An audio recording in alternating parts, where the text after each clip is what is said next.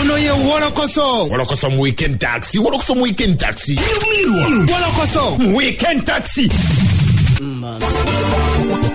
Tongera okujukiza nti osobola okugenda mpozi ate ku YouTube channel zaffe no subscribinga buto bwatana bakubera ngo subscribinga genda ku Radio Simba TV o subscribinge ate mpozi osobola okugenda ku Bokati TV BOCAT no subscribinga oba ku Kakalam Times TYMZ osobola okubera mpozi ngate ofuna bulungi Wolokoso ono oba ku www.afcloud.com osobola okubera mpozi ngate okifuna bulungi kale ne tweyongerayo buti mukawefu bempozi okuberanga mpozi tunonyeza abantu baffe akokuza eri omumwa era bwe tutyo tugamba nti abantu bangi bavudde okuberanga batona n'abalala okubera mpozi nga bawumba abantu banga bakumakuma abantu basobola okuberanga bazza abantu akiri okufuna kamere wano mpozi bajjo Bajo events mpozi n'omunywanyi we Abitex nga batambula awamu balinga balongo okugatta kompozi ne Haji Kavuma amanyiddwa nga Ketti wano bambi nabo bagenze bayitayita mu bayimbi abenjawulo ne bagenda nga mpozi bagamba nti mnange kiba kirungi okuddiza eri abawagizi bamwe mu lensonga bali bubi kubate bababeerawo na mu biseera embeera obubi ennyo bwe batyo basobodde okukuŋŋaanya ya kamere ne bakatwalira task force era nga bw'owulira wano mpozi ate omukulu Bajo bwakunnyonnyola abayimbi abamu abasobodde okubeera nga babawa kasente nga mwe muli n'omunywanyi Ronald Mayinja gubagamba mbu oboolyawo yazizza kasimbi kalike mulowooza mwe kemulowooleza ddala nti oba kaalike ekyo omuntu abale kufa nti doketi twekozemu omulimu ne tugamba abitekirozo kyali kyali nakitubuza ntikigula tugamba nti bana bayimbi abantu babawagidde okumala kumpi emyaka 12 naye abayimbi tebalina mutima guddisa bantu kati tukulembera ekigundi ekyo ekirowoozo kye babapromota abamu naye bitekisole ngamba ekirowoozo kye nenkikula nakikula abayimbi batuwa ekitiibwa kati bakoordinate basobole okuba baddiza ku bantu ebyokulya era leero tuguze ttaani 5 emu esoose egenda ndowooza olabye wandifunye kavidiyo amatoka maminisita emmere ibatoka ku bantu mwetetuka etujja tubadde kawaka bisanabugamba nga bajja kakoza bamutumanyi mu kubangi kati batudda ate emmere yabagisonze Ronald Mayinja nisatise makula Jofre Lutaya nairi namatovu kanalina kusatira Moringi Nantume Shiba Efuchiwa Kaziwe Kapo Dauti Mutema Inolo mkazi wa mita Victoria Nata Oba Wamita Samu Mayanja Lino Uwe Samu Mutaka Chani Dabo Yange na Kyoki na Bitex Niwa Promota Wala Yasi aya okusinzira ku Bajo kriya process agamba nti newankubadde bano babadde bakibaze nti abayimbi bakuyambako nnyo mu mbeera eno bamukaweefu beeno naye bakira bangi beetemye era nga bagamba nti tuli bakuwaayo naddala nga manager wa Spice Dana amanyiddwa nga Lubega Roger Sakone yali manager wa Mary Bata David Lutalo Eddie Kenzo Rhythm Boys amanyiddwa nga manager Deriki bakira bano batuse ku ssaawa esembe y'okubeate nga bawaayo bye beetemye essimu nga zibanga ezitabangako ku munsi kuno nadde ku mukutu ogw'ensi yonna tawe owulira wano byasuubiza ne bitatuukiriza bitusiwalirako biringa ebigatuyesibako ate jikira ne mugema atudde emitwale mukyali mugema asinze bano abayimba alimba bano batereki bamanya dereki oloni okizaatira tumanaja dereki nyekiro mutwala adigenda kuwa ekigogo eki oba mayinza musiyakulegasishobizonolashoira taziweka baguza akasawo kamu naye abakuwadde kungasiba ku mutima gwe kapo okiguddeko akasawo kumanye n'embeera mbi nnyo omanyi kapo okutolako kugenda ku mobile manager akasawo kakawuma n'akakuwa omanyi Dawudi mugema kuwa akasawo kakawuma kitegeeza ne Dawudi mugema ne kapo bakoze kyamaanyi okusinga bbala mu atite byamuhoozi bakutefuso namba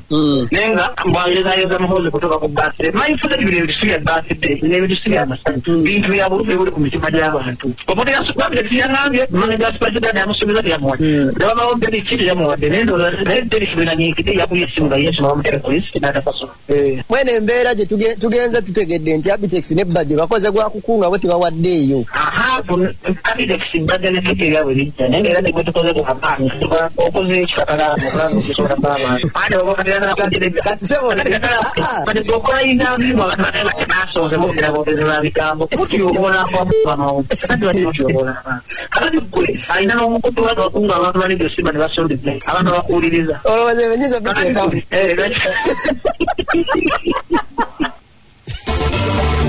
kale abamu basazeewo emmere bagyegabire mu bitundu byabwe nga Saalongo Siraaje muyawadde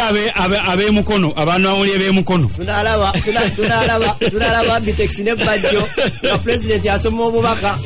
obubaka nakuba TV nga bagamba temutusoma president tukwaga webukeeredde mpozi ng'abantu abali mpozi e Bulaaya era stiru mpozi abaali baagala okufuluma nga n'abalala baali bakomawo nga bakyayongera okulaajana bannaye Uganda tuyambe president tuyambe lockdown yatukwatira yeeno nga beeyongedde obungi abalaajana be bangi ate mpozi n'ab'enganda zaabwe abayongera okubeera nga balaajana wano ne mwana mulenzi sewa ng'ono mpozi ye vice president wa Big Talent ekulembebwa Eddie Kenzo ng'ali mu kulaajana yakedde mpozi n'alaajanira ku mikutu egy'enjawulo ng'agamba bannaye gavumenti muyambe mukomyawo Eddie Kenzo mu ggwanga olw'ensonga omwana ono akutte bendera nyingi akutte bendera ya Uganda mu nsi nnyingi eziwerera ddala nga yeetaaga VIP treatment. Nsanyusa okubeera Radio Simba. Kakati nkeredde ku kiwandiiko na mutayi ketibe wa vice president. Propaganda Uganda eri mu Ivory Coast. Ate gavumenti erina kyekyogera batefaayo. Neewuunya lwaki. Okwemulugunya okukuba omulanga guva vice president wa Big Talent. Omwaganya kugose. Nsanyusa nnyo okubeera ku Wolokoso. Nsanyusa nnyo okubeera ku Radio Simba. Njagala okutwala omukisa guno okutuusa okwemulugunya kwange eri gavumenti nti bwe ziba gavumenti ez'ensi endala nga Ghana zakkiriza aseti zaabwe ziri ebweru w'amawanga okugeza Ghana balina aseti yaabwe yali ebeera Italy baagikkiriza nekomawo nga naye muyimbi ye naye muyimbi oba naye mwatiikirivu ngenda kukola research nja kuba mbabuulira very soon baamukkiriza n'akomawo yali abeera Italy olw'ebyo ebyagwa Italy ne bamukkiriza n'akomawo mu nsi yaabwe ate nga boda baziggala lwaki Uganda tekkiriza aseti emu yokka gye tulina gye twakafuna yakomawo mu nsi yaabo obwe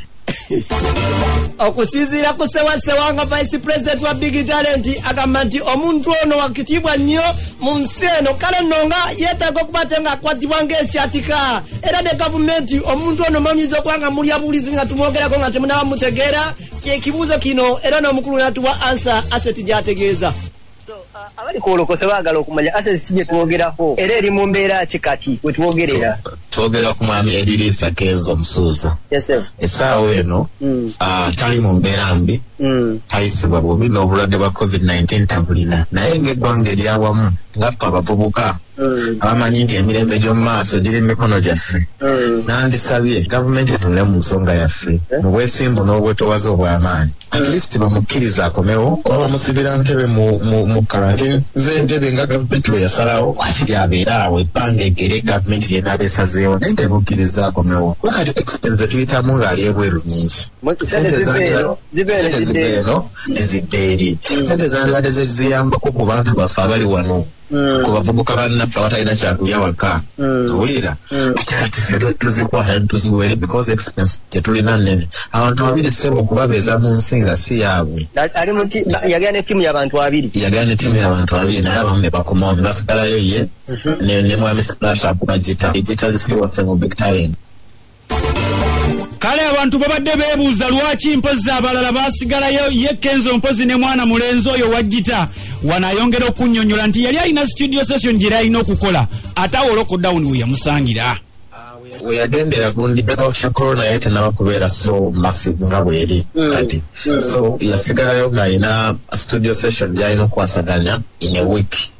kati momo tekyabandaza na week because the Big Talent band yakomawo exactly just after the show kati wekomawo balibo babiri ne basigalawo nga balina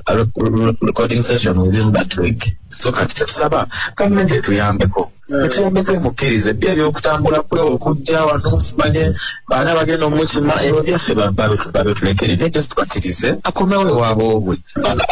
ate aseti yaffe ekyali mpuguka tukyalyetaaga mu maaso batugamba Didier Drogba yabawa ennyonyi kituufu buli omu yatuwa ennyonyi era kati mwami Museveni ne wakkiririza wano ne gavumenti ya Ivory Coast etuwa ennyonyi tusobola okudda bulungi. Kale nga twongera okujjukiza okyali mu Wolokoso mu Weekend Taxi ate nga kale abali e China nga nawe baali babadde balaajana ensonga zaagaana okuba okuwulirizibwa okusinziira ku minisita nga mwawulira agamba nti tetusobola kubazza olw'ensonga nti ekintu tekinnatereera bulungi naye ye nga ye okusinziira mwana mulenzi sewa agamba nti Eddie Kenzo muntu musukulu mu kubanna Uganda byakoledde Uganda bye bingi libatoke babawumuzeemuko batoke balete waliwo enjogera y'Abaganda egamba nti obukulu buva eri Katonda. Katonda bw'aba alina omukisa gwe yaggonnomolako mu nsi yo nga gwe icon omu at least aliwo mu myaka gino in these ages kitegeeza obeera wankiza okusingako abalala. Akati olwokuba nti kyekitiibwa neeyo right ekubebwa Katonda tewali asobola gye kudinayinga anti saga olwokubanga aseti yaffe buli omu akimanyi leka naawe bennyini abali ebweru bakimanyi era tebasobola kuba na nuku na nnaku nga bagamba nti nno kakati ate kati bakimukkiriza Kenzo sekundi nensigala wano nabo babeera bakimanyi nti eri aseti ya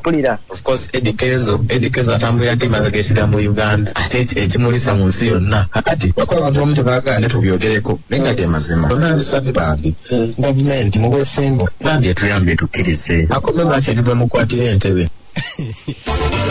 okusinziira ku sewasewa nga weyakutegezezako nti sente Kenzo zalya okuva Ivory Coast gyali ziva mu Uganda era waliwo mu enkola y'okusindika sente okuva mu nsi endala okutuuka mu nsi endala netiweka wezaaliza ekyanzeeko olumu omunywanyi Eddie Kenzo kwe kubeera nga olunaku olwo talina kiyakulya kwe kusalawo okukwata emmotoka kyaziteeke ku katale mwazitembe yafunaako okulya wabula netiweka nezitererako Kenzo nti nabadde ensaaga big talent vice president sewasewa agamba nti ekituufu kye kiri nti president aleme kwekaza naye sente ze balina okuba ate nga kati zibasobola omuliisa okuva kati mwezi gumu bwe guti n'olulubazi obanga otunuulidde ku nsawo yammwe nga ya big talent saawa zino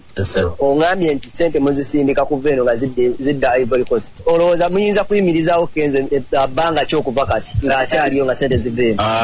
okuva eno sente nga zigenda ekita tuyinza okwongera ndowooza omwezi gumu gwokka omwezi bwe tuba tukufunuddeyo n'obuli ebuziizi okusinziira ku nsawo ya big talent nga bweri kubanga nga bwemumanyi Ivory Coast sente zaabwe almost ziri equivalent ku dola ya USA akati sente ziba nyingi so gavumenti yandituyambye buyambe kubanga tetumanya kyakiddako bayinza okwongezaayo close down era tubeera ku kino bakitegeera so nsaba busabi gavumenti nkimanyi radio zonna oziwulira ate eno radio yemu ku radio ez'amaanyi mu Uganda nkakasa lino eddoboozi oliwulira bambi tuyambe gavumenti weeyayumu ono ye Wolokoso